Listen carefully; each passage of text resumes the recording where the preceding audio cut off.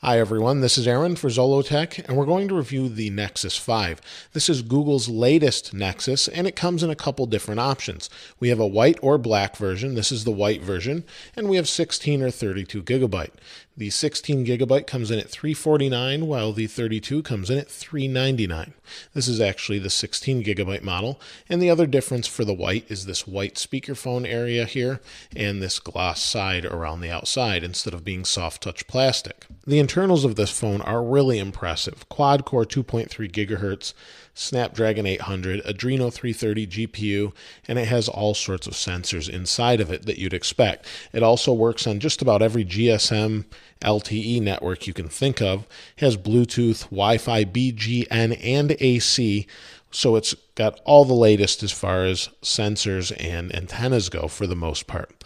We also have a rear-facing 8-megapixel camera with an LED flash, and the design of the phone is really pretty nice. It feels really nice in the hand, and it's got a really nice large 1080p display that's 4.95 inches, just under 5 inches, with 445 pixels per inch. It's also covered with Gorilla Glass 3, so it's really very strong.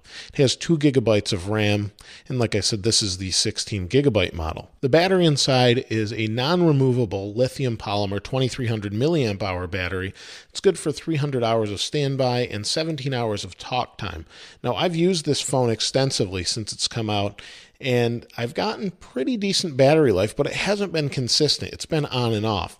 Let me show you what I mean by that. If I go to the battery settings here, we'll go into battery. You can see it's been on for 10.5 hours or so, just on battery. The screen has taken up a good amount of that, and that's been on about 2.5 hours. Now, this is checking my emails and things in the background.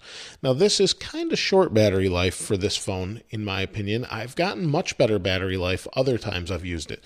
So I'm not really sure what the difference is. It just depends on the day and the type of usage I'm doing.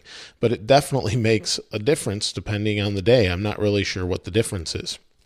As far as the outside of the phone, the design's really nice. It's this really kind of soft touch plastic. Now, I understand that the black model of this has more soft touch than this model, more like the Nexus 7, and that's probably a good thing. This is actually pretty slippery, and it's dropped out of my hands a few times. This gloss side is nice, but again, it's dropped right out of my hands. The buttons on this phone are ceramic, and that sounded really nice up front, and they're really sturdy buttons, but they're very sharp. If you run your finger along this volume button here, it's just really, really sharp.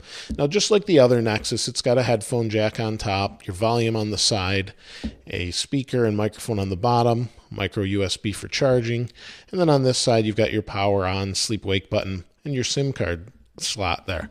On the back, camera like I mentioned before, and none of that's really changed from last year's Nexus 4 model. The Nexus 4 does feel a little bit better in the hand as far as high quality materials, and that might just be because it's glass, but the Nexus 5 feels a little bit lighter. So as far as that goes, it's hard to say which one is better. I do think that the Nexus 5 feels a little bit cheaper than the Nexus 4, but the other features that the Nexus 5 brings are just so much better. It's got a better forward-facing camera, much better rear-facing camera, and the camera is really very good. It's inconsistent, though. Some people have complained about it. Let me put the Nexus behind it. Some people have complained about it, but for the most part, it takes pretty decent photos. We'll go to the photo here, snap a picture, and it comes out pretty good. The image quality is pretty decent. You can see the glare there, and pretty much what you see in this camera, you'll see here. So for the most part, it takes really excellent pictures. I haven't had too many problems as far as that goes. Now, some people have reported other problems with the camera, but for the most part, I think it's really decent. The Nexus 5 comes equipped with Android 4.4 KitKat. It's the first Android phone to come with this operating system standard, and everything's really nice and refined. Gone are the blues and the things that you saw in the past that kind of overwhelmed the operating system. Now it's more of a consistent black and white feel, and everything kind of sits in the background as far as the operating system, and all of your apps are kind of front-facing and forward. The speed is really fast. We'll go to Zollotech. We'll open a tab here. And it really performs quite well. This will take a little bit. I'm a little ways away from Wi-Fi. There we go.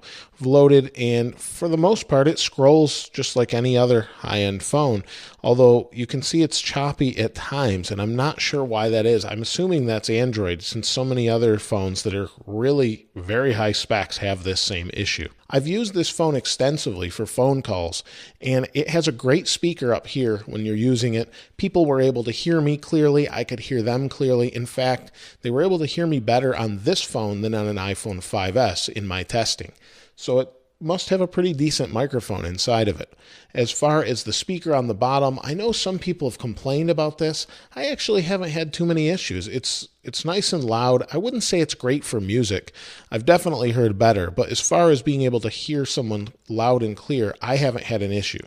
Now, I know some people have, and I believe that will be corrected with software, but for me personally, it's been great that way. Overall, I would definitely recommend the Nexus 5.